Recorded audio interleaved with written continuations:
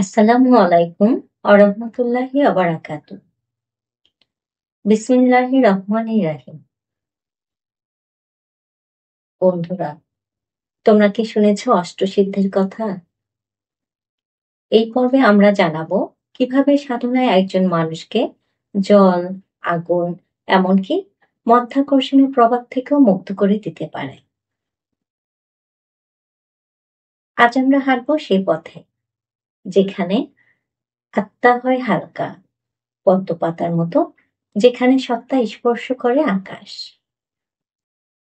প্রথমেই আমরা আলোচনা করব অষ্টসিদ্ধি কি।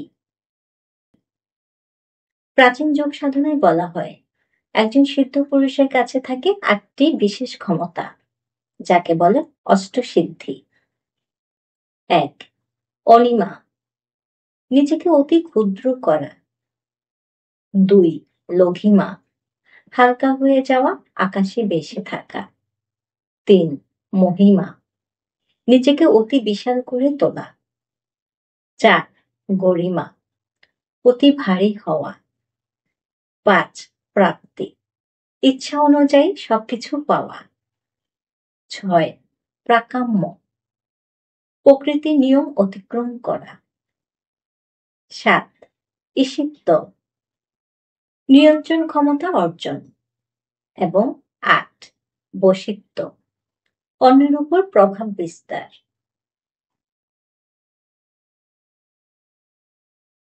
লঘিমা, পদ্মপাতার পথ। লঘিমা মানে শুধু আকাশে ভেসে যাওয়া নয়, বরং কোনো কিছুই আর আমাকে নিচে নামিয়ে রাখতে পারবে না।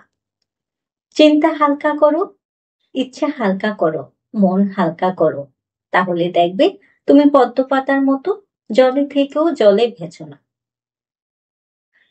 যোগীরা কিভাবে এই অবস্থায় পৌঁছান? তারা খাবার, ঘুম, চিন্তা সবকিছুকে নিয়ন্ত্রণ করে।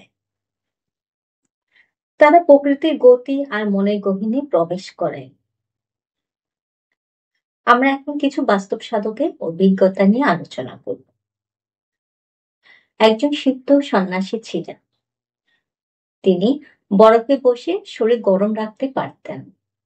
আরেকজন ছিলেন জলে হাঁটতে পারতেন, কারণ তার শরীর আর মনের কম্পন ছিল সম্পূর্ণ স্থির। আধুনিক যুগে হিমালয় বা দক্ষিণ ভারতে অনেক সাধু আছেন, যারা সময় আর স্থানের বাইরে থেকেও আমাদের মতো জীবিত। কিভাবে সম্ভব? তারা শরীরের কোষে, মনে এবং আত্মায় নীরবতা এনেছে। এই নীরবতাই মুক্তির চাবিকাঠি। আমরাও পারি, ছোট পর্বে বড় পথ। প্রতিদিন যদি তুমি একটু ধ্যান করো, একটু চুপচাপ বসো নিজের সঙ্গে, একটু কম খাও, একটু বেশি অনুভব করো, তাহলে এই যোগ সিদ্ধিগুলো ধীরে ধীরে তোমার জীবনকে বদলে দিবে। শেষ কথা, যখন তুমি হালকা হবে তখন তুমি উঠতে পারবে, আর যখন তুমি উঠবে তখন তুমি হবে নিজের চেয়েও বড়। বন্ধু, পদ্ম পাতার পথে পা দাও, তোমার ভেতরে চৌকিকে জাগাও। ধন্যবাদ।